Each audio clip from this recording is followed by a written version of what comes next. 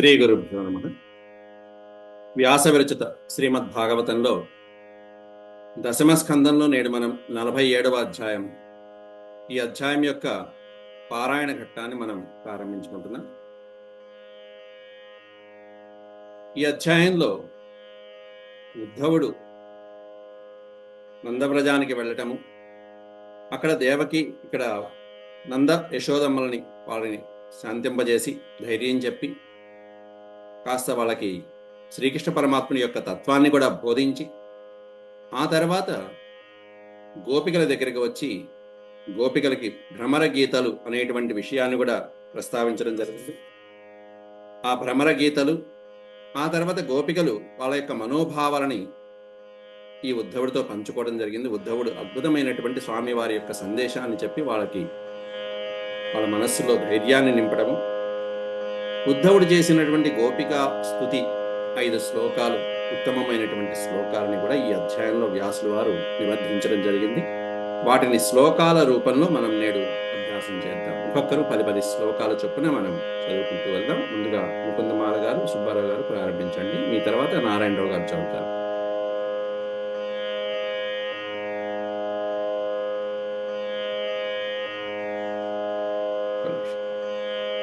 ప్రార్థన గురువు గారు. ప్రార్థనతో ప్రారంభిద్దాం. శుక్లాంబరధరం విష్ణుం శశివర్ణం చతుర్భుజం ప్రసన్నవదనం ధ్యాయేత్ సర్వవిఘ్నోపశాంతయే.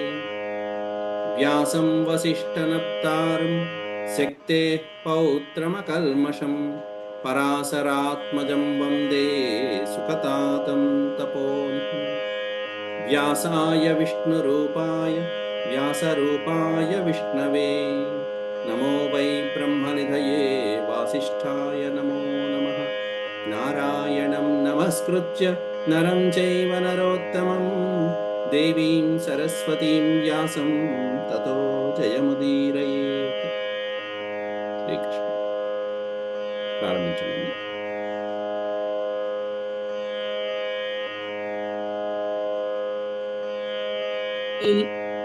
శ్రీ సప్తచత్వారింశోऽధ్యాయः. శ్రీసుక ఉవాచ తం వీక్ష్య కృష్ణానుచరం వ్రజస్త్రియः ప్రలంబ బాహుం నవకంజలోచనం పీతాంబరం పుష్కరమాలినం లసన్ముఖారవిందం పరిమృష్టకుండలం.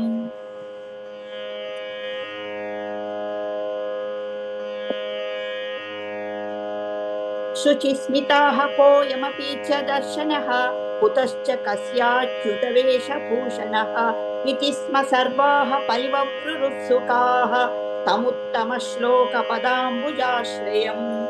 తం ప్రశ్రయేణావనతాః సుసత్కృతం సవ్రీడహాసేక్షణసూనృతాదిభిः రహస్య పృచ్ఛన్నుపవిష్టమాసనే విజ్ఞాయ సందేశహరం రమాపతేః.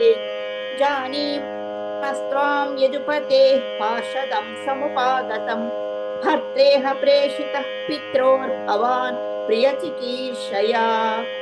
అన్యథా గోవ్రజేతస్య స్మరణీయం న చక్ష్మహే స్నేహానుబంధో బంధూనాం మునేరపి సుదుస్త్యజః. అన్యేష్వర్థకృతా మైత్రీ యావదర్థ విడంబనం పుంభిః స్త్రీషు కృతాయ త్వత్ సుమనస్వివ షట్పదైః. నిస్వం త్యజంతి గణికా అకల్పం నృపతిం ప్రజాః అధీత విద్యా ఆచార్యం ఋత్విజో దత్తదక్షిణం ఖగావీత ఫలం వృక్షం భుక్త్వా చాతిథయో గృహం దత్తం మృగాస్తథారణ్యం జారో భుక్త్వా రక్తాం స్త్రియం ఇతి గోప్యో హి గోవిందే గతవాక్కాయ మానసాః. కృష్ణదూతే వ్రజం యాతే ఉద్ధవేత్యక్తలౌకికాః గాయంత్యః ప్రియకర్మాణి రుతత్యశ్చ గతః ప్రియః తస్య సంస్మృత్య యాని కైశోరబాల్యయోః. కాచిన్మధుకరం దృష్ట్వా ధ్యాయంతి కృష్ణసంగమం ప్రియప్రస్థాపితం ధూపం सूतं कल्पयित्वेदमब्रवीत् गोप्युवाच मधुपतितव बन्धो मा स्पृशाङ्घ्रीं सपत्न्याः कुचविलुलितः माला कुङ्कुमस्मश्रुभिर्नः वहतु मधुपतिस्तन्मानीनां प्रसादम् यदु सरसि विडम्बिहां यस्ततु त्वमीतृ सकृततरसुधां स्वां मोहिनीं पाययित्वा सुमनस इव सत्यजेस्मान् भवादृक् परिचरति कथं तत्पादपद्मं तु पद्मा यपिपत कुतचेता युक्तमश्लोकजल्पैः किमिह बहु षडङ्ग्रे गायसि त्वं यदूनाम् अधिपतिम गृहाणामग्रतो नः पुराणं विजयसखसखीनां गीयतां तत्प्रसङ्गः क्षपितकुचरजस्ते कल्पयन्तीष्टमिष्टाः दिवि भुवि च रसायङ्काः स्त्रियः तद्दुरापाः कपटरुचिरसः सभ्रू विजृम्भस्य यास्युः चरणरज उपास्ते यस्य पूतिर्वयङ्का यापि च कृपणपक्षे युक्तमः श्लोकशब्दः विसृज शिरसि पादं वेद्म्यहं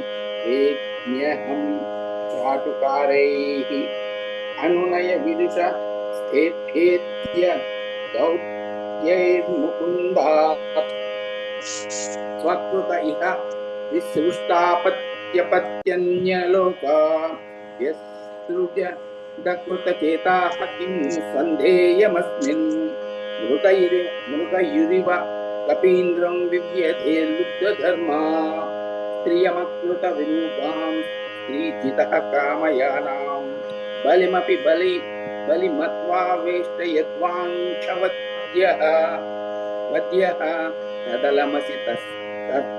तदिलमसित सख्यैर्दुस्त्यज तत्तदार्दः यदनुचरितलीला कन्नपीयूष विभृत् सकृदन विधूतद्वन्द्वा धर्मा विनष्टाः सपदि गृहकुटुम्बं दीनमुत्सृज्य दीना बहव इह विहङ्गा भिक्षुचर्यां चरन्ति वयं ऋतमिव चिह्मां व्याहृतं हृद्वदानाः कुलीकरुतमिवाग्नाः कृष्णवधो हरिण्यः ददृशुरसकृदे तन्नखस्पर्शतीव्रस्मरुज उपमन्त्रिन् अन्यतामन्यवात्ता प्रियसख पुनरागाः प्रेयसा प्रेषितः किं वरय किमनुकुम्भे माननीयोऽसि मेङ्ग नयसि कथमिहास्मान्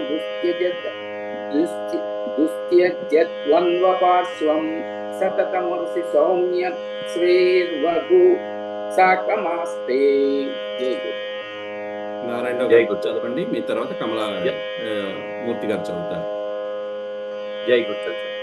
జై గురు. అపిబత మధుపూర్యామాద్య పుత్రోధునాస్తే స్మరతి స పితృగేహాన్ సౌమ్య బంధుశ్చ గోపాన్ క్వచిదపి స కథా నః కింకరీణాం గృణీతే భుజమగురు సుగంధం మూర్ధ్నధాస్యత్కదాను. శ్రీశుక ఉవాచ అథోద్ధవో నిశమ్యైవం కృష్ణదర్శనలాలసాః సాంత్వయన్ ప్రియసందేశైః గోపీరిదమభాషత. ఉద్ధవ ఉవాచ అహో యూయం స్మ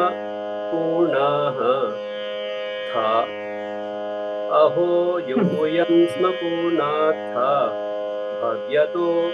భవత్యో లోకపూజితాః వాసుదేవే భగవతి వ్యాసామిత్యర్పితం మనః. దానవ్రతతపోః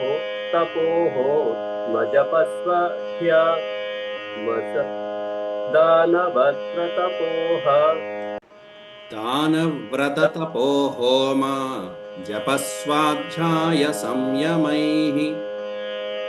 దానవ్రతతపోహోమ జపస్వాధ్యాయ సంయమైః. श्रेयोभिर्विविधैश्चान्यैः कृष्णे भक्तिर्हि साध्यते भगवत्युत्तमश्लोके भवति धीरनुत्तमा भक्तिप्रवर्तिता दिष्ट्या मुनीनामपि दुर्लभा दिष्ट्या पुत्रान् पतीन् देहान् स्वजनान् भवनानि च हित्वा वृणीत यूयं यत्कृष्णाख्यं पुरुषं परम् सर्वात्मभावोऽधिकृतो भवति नामधोक्षजे विरहेण महाभागा महान्यनुग्रहः कृतः श्रूयतां प्रियसन्देशो भवतीनां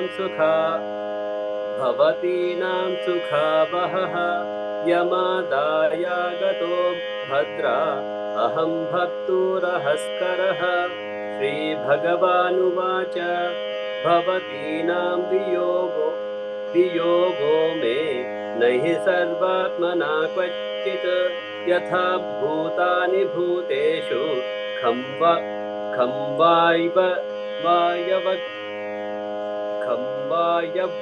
वायवग्निर्जलं मही तथाहं च मनः प्राण भूतेन्द्रियगुणाश्रयः आत्मन्येवात्मनात्मानं सृजेऽहन्यनु पालयेत् आत्ममायानुभावेन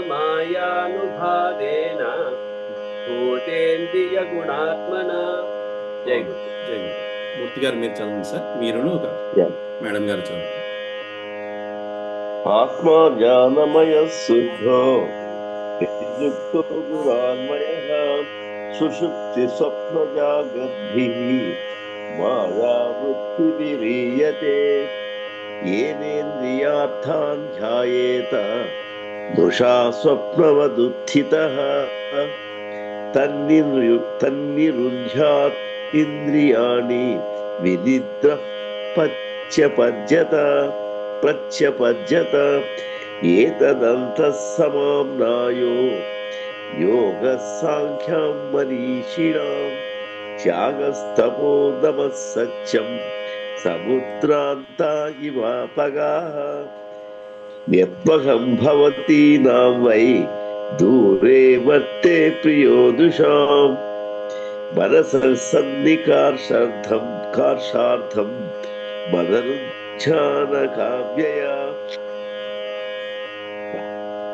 యథా దూరచరే ప్రేష్ఠే మన ఆవిశ్య వర్తతే శ్రీణాంచన తథా చేతః సందికృష్టేక్షిగోచరే పయ్యావేశ్య మనః కృష్ణం విముక్తాశేషవృత్తియత్ అనుస్మరంచో మాం నిత్యం అచిరాన్ మాముపైష్యథ యా మయా క్రీడత రాత్ర్యాం వదేస్మిన్ వ్రజ ఆస్థితాః అలబ్ధరాసాః కళ్యాణ్యో మా పుర్మద్వీర్య చింతయా. శ్రీశుక ఉవాచ ఏవం ప్రియతమాదిష్టం ఆకర్ణ్యవజయోషితః తావూచురుద్ధవం ప్రీతాః తతః సందేశాగతస్మృతిః గోప్యౌచుః దిష్ట్యా హితో హతః కంసో యదూనాం సానుగోహకృత్ దిష్ట్యాం తైర్లబ్ధ సర్వార్థైః కుశల్యాస్తేచ్యుతోధునా కచ్చిద్గదాగ్రజ సౌమ్య కరోతి పురయోషితాం ప్రీతిం న సిగ్ధ హాసోదారేక్షణార్చితః. జై Gurudatta. Sorry my nose is bad, కొద్దిగా చదవటం బాగా చదివారు. Thank you. మీ తర్వాత వనజ గారు చదువుతారు, తర్వాత వాసంతి గారు చదువుతారు. ఓకే. కథం రతి విశేషజ్ఞః ప్రియశ్చ వరయోషితాం नानुभज्येत तद्वाक्यैः विभ्रमैश्चानुभाजितः अपि स्मरति नः साधो गोविन्दः प्रस्तुते क्वचित् गोष्ठी मध्ये पुरस्त्रीणां ग्राम्यास्वैरकथान्तरे तां किं निशाः स्मरति यासु तथा प्रियाभिः वृन्दावने कुमुदकुन्द शशाङ्करम्ये रेमे क्वनच्चरणनूपुररासगोष्ठाम् अस्माभिरीडितमनोज्ञ कदाचित् अप्येषति कदा सार्ह स्वप्ता स्वकृतया शुचा सञ्जीवयन्नुनो गात्रैः यथेन्द्रो वनमम्बुदैः तस्मात् कृष्ण इहायाति प्राप्तराज्ञो हताहितः नरेन्द्रकन्या उद्वाह्य प्रीतः सर्वसुहृद्भृतः किमस्माभिर्वनो गोभिः अन्याभिर्वा महात्मनः श्रीपतेराप्तकामस्य क्रियेतार्थकृतात्मनः परं सौख्यं हि नैरास्यं स्वैरिण्यप्याह पिङ्गला तज्जानति नाम्नः कृष्णे तदाभ्यासा दुरच्छया कवुत्सहेत संयुक्तम् उत्तमश्लोकसंविदम् अनिच्छतोऽपि यस्यै श्रीः अङ्गान्नच्यवते क्वचित् सरिश्चैलवनोद्देश गावो वेणुरगा इमे सङ्कर्षणसहायेन कृष्णेनाचरिताः प्रभोः पुनः पुरस्मारयन्ति नन्दगोपसुतं वद श्रीनिकेतैस्तत्पदैकैः विस्मर्तुं नैव शक्नुमः. जय गुरुदत्त. వనజ గారు చదవండి. మీ తర్వాత వాసంతి గారు చదువుతారు. వాళ్ళకి చదివించండి, నేను తర్వాత చదువుతాను. అలాగే వాసంతి గారు చదవండి అమ్మా. నమస్కారం అండి. నమస్కారం అండి. 51 నుంచి కదా? అవునండి అవునండి. తర్వాత ఏఎస్ఆర్ మూర్తి గారు చదువుతారు. గత్యా లలితయోదార ఆసలీలావలోకనైః మధ్వా కిరాకృతదియః తదంతం విస్మరామహే హే నాథ హే రమానాథ రజనాథాత్తినాశన మగ్నముద్ధర గోవింద గోకులం వృజినార్ణవాత్. శ్రీసుఖ ఉవాచ తతః సా కృష్ణసందేశై విపేత విరహజ్వరాః ఉద్ధవం పూజయాञ्चक्रुर् జ్ఞాత్వాత్మానమధోక్షజం. ఉవాస కతిచిన్మాసాన్ గోపీనాం వినుదన్ శుచః కృష్ణలీలా కదాం గాయన్ రమయామాస గోకులం. యావంత్యహాని నందస్య రజే వాత్సిత్స ఉద్ధవః రజౌకసాంక్షణ ప్రయాణ్యాసన్ కృష్ణశ్చ వార్తయా సరిద్వనగిరిద్రోణి వేక్షన్ కుసుమితాన్ ద్రుమాన్. కృష్ణం సంస్మారయన్ ప్రేమే హరిదాసో రజౌకసాం దృష్టైవ మాది గోపీనాం కృష్ణావేశాత్మ విక్లవం. ఉద్ధవ పరమ ప్రీతస్థా నమస్యన్నిదం జగౌ. ఏతాం పరంతనుభృతో భువి గోప వధ్వో గోవింద ఏవ నిఖిలాత్మనిరూఢ భావాః వాంఛन्ति యత్వవిధియో మనయో వయంచ కిం బ్రహ్మ జన్మభిరనంత తథా రసస్య.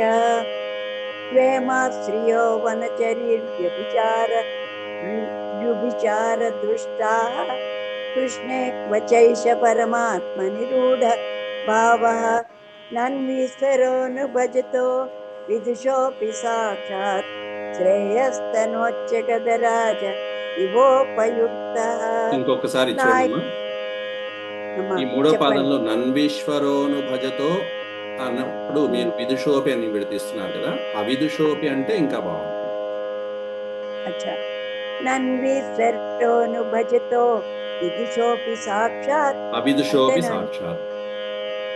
అమ్మా అవిచ అవిదుషోపి విడదీసినప్పుడు ఆ అనేటువంటిది పలకాలి, కలిపేసినప్పుడు విదుషోపి అనేటువంటి కలిసిపోతుంది.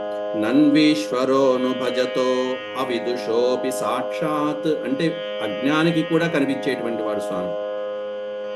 విదుషుడు అంటే పండితుడు కాబట్టి అజ్ఞానులకి కూడా స్వామి కరుణిస్తూ ఉంటాడని మనం విడదీసినప్పుడు ఆ స్పష్టంగా చదవాలి, కలిపేసి చదివినప్పుడు అక్కల నన్వీశ్వరోను భజతో విదుషోపి సాక్షాత్ కలిపేసినప్పుడు, విడదీసినప్పుడు మాత్రం అవిదుషోపి అనేది స్పష్టంగా ఉండాలి. సరే నమస్కారం. నన్వీశ్వరోను భజతో విదుషోపి సాక్షాత్ రైటేనండి? తప్పు. నన్వీశ్వరోను భజతో అవిదుషోపి సాక్షాత్. ఇప్పుడు బాగుంది. విదుష పక్కన ఆ ఉండాలి అంతే. నన్వీశ్వరోను భజతో అవిదుషోపి సాక్షాత్ శ్రేయస్తనోచ్చగదరాజ ఇవోపయుక్త. సరేనండి? నాయం శ్రీయోంగమునితాంత రతే ప్రసాద త్వర్యోషితాన్నలిన గంధ రుచాంకుతోన్యాః రాసోత్సవేస్య భుజదండ గృహీత కంఠ లబ్ధాశిషాంబ్య ఉదగాత్ వ్రజవల్లవీనాం ఆసామవోచరణరేణు యుషామహం శ్యాం బృందావనే కిమపి గుల్మ లతౌషధీనాం యాదృశ్యజం స్వజనమార్య పదంచ హిత్వా బేజుర్ముకుంద పదవీం ృతిభిర్విద్యాం. సంతోషం. చదవండి సార్. మీ తర్వాత ఆదిలక్ష్మి గారు చదువుతారు.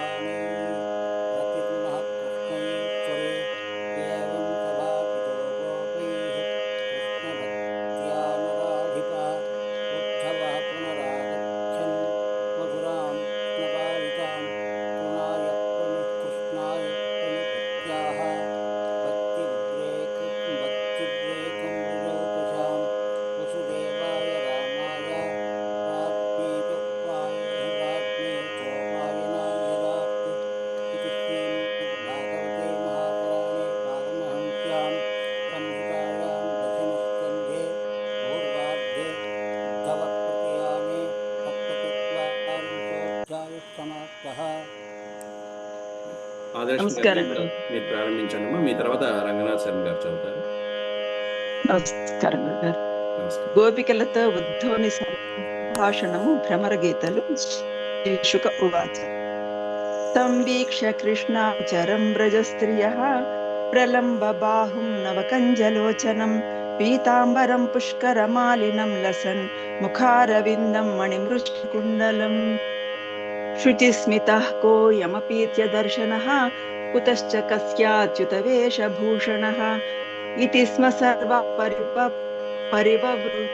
परिववृत्सकाः शुचिस्मितः कोऽयमपीत्य दर्शनः कुतश्च कस्याच्युतवेषभूषणः इति स्म सर्वाः परिववृत्सुकाः तमुत्तमश्लोकपदाम्बुजाश्रयं तं प्रश्रयेणावनताः सुसंस्कृतं सव्रीडहासे क्षणसूनृतादिभिः रहस्यपृच्छन्नुपविष्टमासने विज्ञाय सन्देशहरं रमापतेः जानीमस्त्वां यदुपतेः पार्षदं समुपागतं भर्त्रेह प्रेषितः पित्रोः भवान् प्रियचिकीर्षया अन्यथा गोव्रजे तस्य स्मरणीयं न चक्ष्महे स्नेहानुबन्धो बन्धूनां मुनेरपि सदुस्त्यजः अन्येष्वर्थकृता मैत्री यावदर्थविडम्बनं कुम्भिस्त्रीषु कृता यद्वत् सुमनस्विव षट्पदैः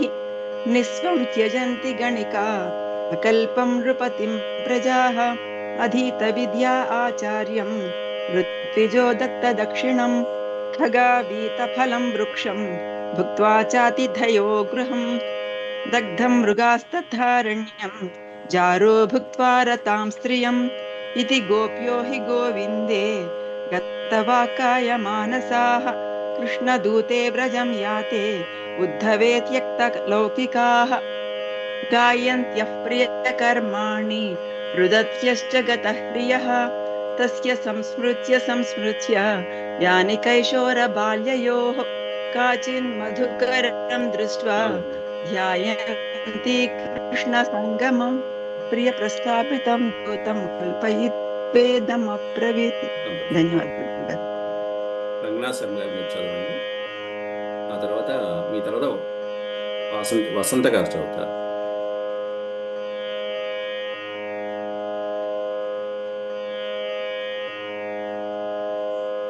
రంగనాథ్ శర్మ గారు చదువుతారండి. వాయిస్ ఇప్పుడు వినిపిస్తుంది. ఇప్పుడు వినిపిస్తుందా? చదువు 11. గోప్యువాచ మధుపకితవ బంధో మా స్పృశాంఘ్రీం సపత్న్యాః కుచవిలులితమాలాః కుంకుమశ్మశ్రుభిర్నః వహతు మధుపతిర్తన్మానినీనాం ప్రసాదం యదు సదసి విడంబ్యం యస్య దూతస్త్వమిధృక్ సకృదధరసుధాం స్వాం మోహినీం పాయయిత్వా సుమనస ఇవ సద్యస్తత్యజేస్మాన్ భావధృక్ పరిచరతి కథం తత్పాదపద్మం తు పద్మా హ్యపి బలహృతచేతా హ్యుత్తమశ్లోకజల్పైః किमिह बहु षडङ्घ्रे गायसि त्वं यदूनाम् अधिपतिमगृहाणाम् अग्रतो नः पुराणं विजयसखसखीनां गीयतां तत्प्रसङ्गः क्षपितकुचरुजस्ते कल्पयन्तीष्ठमिष्ठाः दिवि भुवि च रसायां काः स्त्रियस्तद्दुरापाः कपटरुचिरहाः सभ्रुविजृम्भस्य यास्युः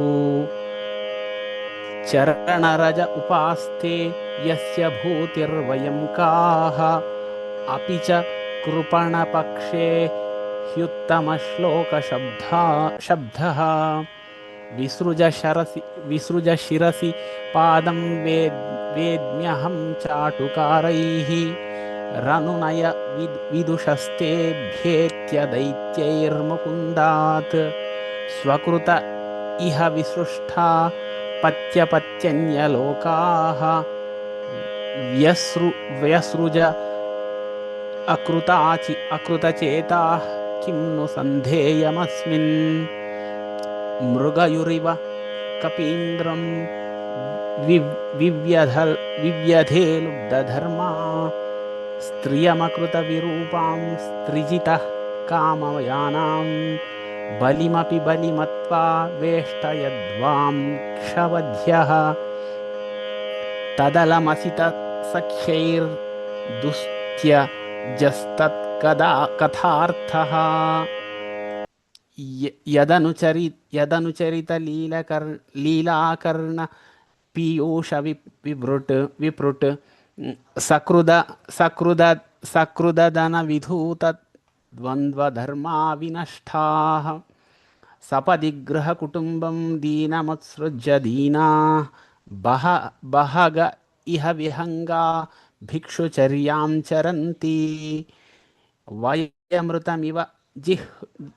వయమృతమివ జిహ్మ వ్యాహృతం శ్రద్ధదానాః కులికరుతమివాన్యా కృష్ణవధ్యో హరిణ్యః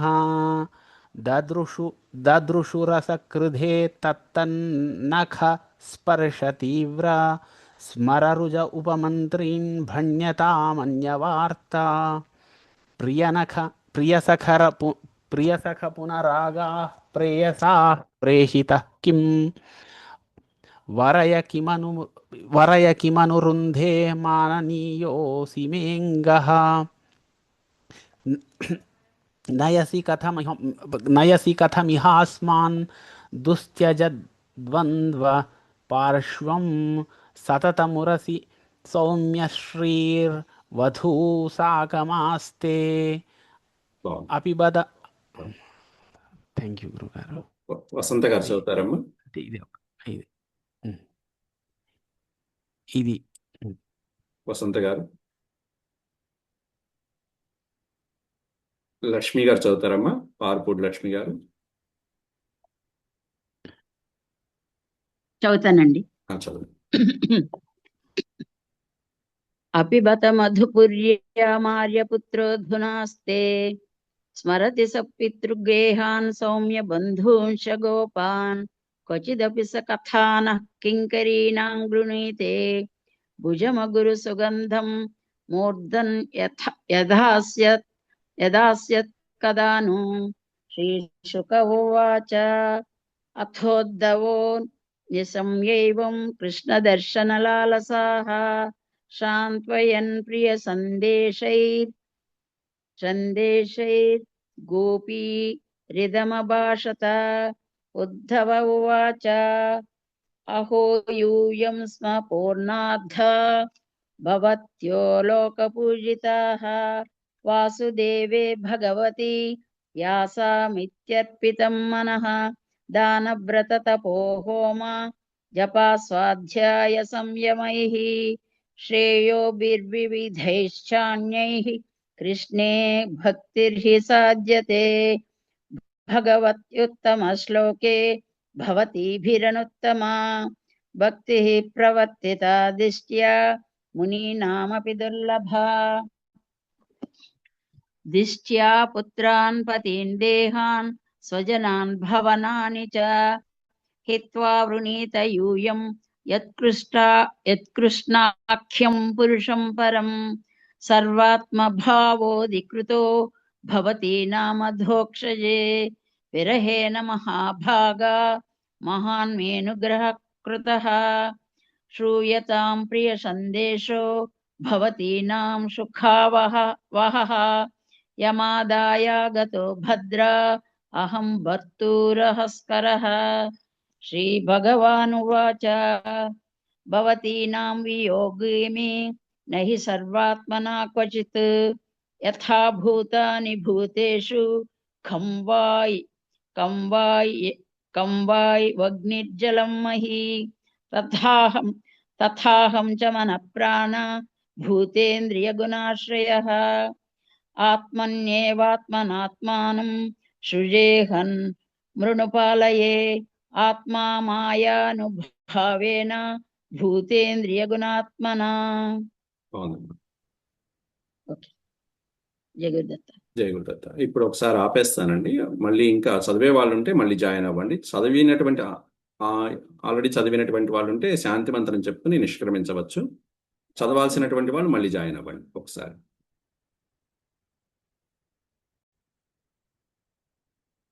రత్నం గారు ప్రారంభించండి అమ్మా. జయ గురుదత్త సార్. 31వ శ్లోకం నుంచి ప్రారంభించండి. ఆత్మా జ్ఞానమయ శుద్ధో యతిరుక్తో గుణాన్వయః సుషుప్తి స్వప్న జాగ్రద్భిః మాయావృత్తిభిరీయతే येनेन्द्रियार्थान् ध्यायेत मृषा स्वप्नवदुत्थितः तन्निरुन्ध्यादिन्द्रियाणि विनिद्रः प्रत्यपद्यत एतदन्तः समाम्नायो योगः साङ्ख्यं मनीषिणां त्यागस्तपोदमः सत्यं समुद्रान्ता इवापगाः यत्त्वहं भवतीनां वैदूरे यत्त्वहं भवतीनां वै दूरे वर्ते प्रियोदृशां मनसः सन्निकर्षार्थं मदनुध्यानकाम्यया यथा दूरचरे प्रेष्ठे मन आविश्य वर्तते स्त्रीणां च न तथा चेतः सन्निकृष्टे क्षिगोचरे मय्यावेश्य मनः कृत्स्नं विमुक्ताशेषवृत्तियत् अनुस्मरन्त्यो मां नित्यम् अचिरान्मुपैष्यथा या मया क्रीडता रात्र्यां वनेऽस्मिन् व्रज आस्थिताः अलब्धरासाः कल्याण्यो मा पुर्मद्वीर्यचिन्तया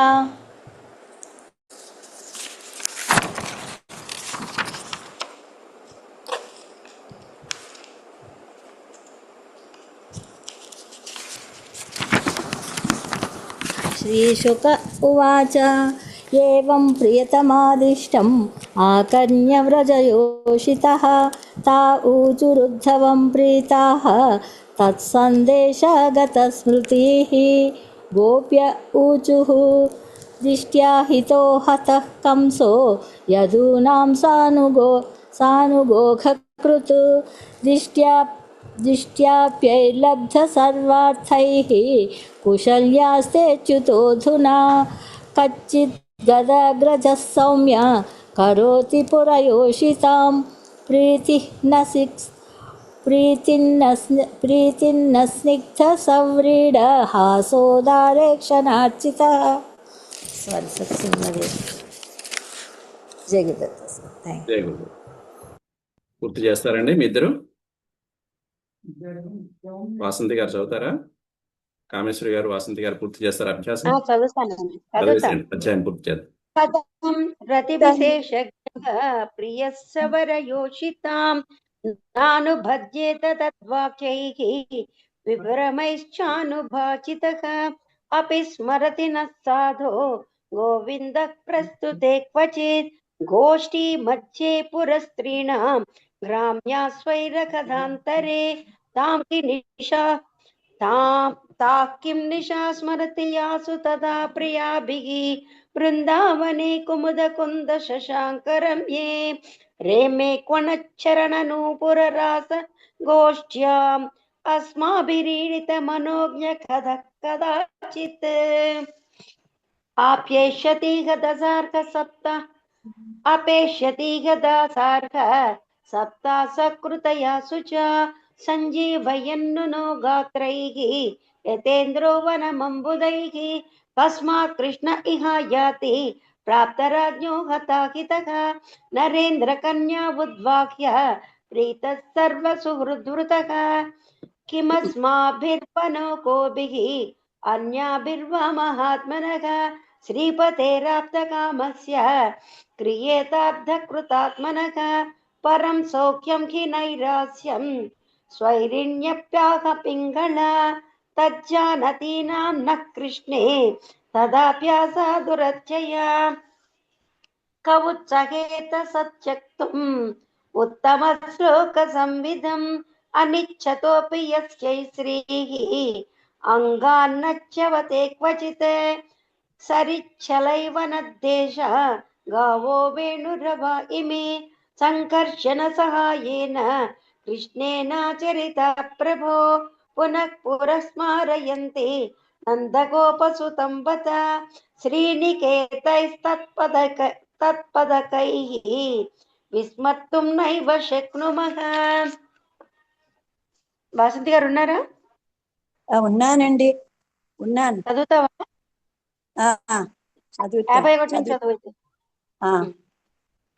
గత్యా లలితయోదార హాసలీలావలోకనైః మాధ్యా గిరావృతధియః కదంతం విస్మరామహే హేనాదహే రమానాథ ప్రజనాథార్తినాశన మగ్నముద్ధర గోవింద గోకులం రుజినార్ణవాత్. శ్రీశుక ఉవాచ తతస్థా కృష్ణ సందేశై విపేత విరహజ్వరాః ఉత్తమం పూజయాञ्चक्रुర్ జ్ఞాత్వాత్మానమధోక్షజం. ఉవాస కతిచిన్మాసాన్ గోపీనాం వినుదన్ శుచః కృష్ణలీలా కథాంగాయన్ రమయామాస గోకులం యావంచహాని నందస్య ప్రజే వాత్సిత్ సముద్ధవః రజౌకసాంక్షణ ప్రాయా న్యాసన్ కృష్ణస్య వార్తయా సరిద్వనగిరిద్రోణి వీక్షన్ కుసుమితాంద్రుమాన్ కృష్ణం సంస్మారయన్ ప్రేమే హరిదాసో ప్రజౌకసాం దుష్టైవమాదిగోపీనాం కృష్ణావేశాత్మ విక్లవం. ఉద్ధవ పరమ ప్రీతస్థ నమశ్చన్నిదం జగౌ ఏతా పరంతను భృతో భువి గోప వధ్వో గోవింద ఏవ నిఖిలాత్మనిరూఢ భావాః వాంఛन्ति యత్వభియో మనయో వయంచ కిం బ్రహ్మ జన్మ విదనంత తదా రసస్య క్షేమాశ్రియో వనచరీర్వ్యపి వ్యభిచార దుష్టాః కృష్ణే క్వచైష పరమాత్మనిరూఢ భావః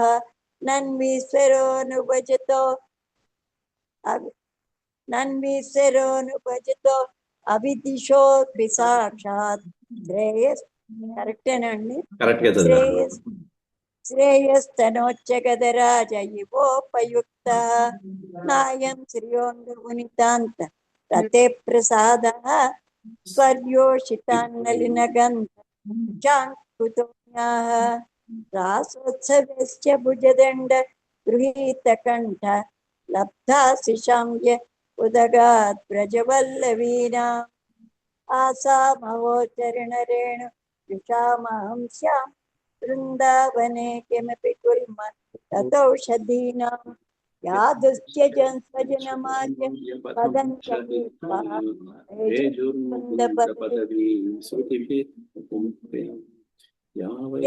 ముకుంద పదవీం శృతిభిర్విమృగ్యాం యా వై శ్రియా. యా వై శ్రియార్చిత భజాదిభిరాప్తకామైః యోగేశ్వరైరపి యదాత్మనిరాసకోష్ట్యాం కృష్ణస్య తద్భగవతశ్చరణారవిందం న్యస్తం స్తనేషు విజయుః పరిరభ్యతాపం వందే నందవ్రజస్త్రీణాం పాదరేణుమభీష్ణసః యాసాం హరికథోత్కీతం పునాదిభువనత్రయం. శ్రీశుక ఉవాచ అథ గోపీరనుజ్ఞాప్య యశోదాం నందమేవ చ గోపాన్ ఆమంత్రదాసార్హ్యో యాస్యన్నారురుహే రథం తం నిర్గతం సమాసాద్య నానోపాయాన పాణయక నందాదయోనురాగేణ ప్రవోచన్ అశ్రులోచనాః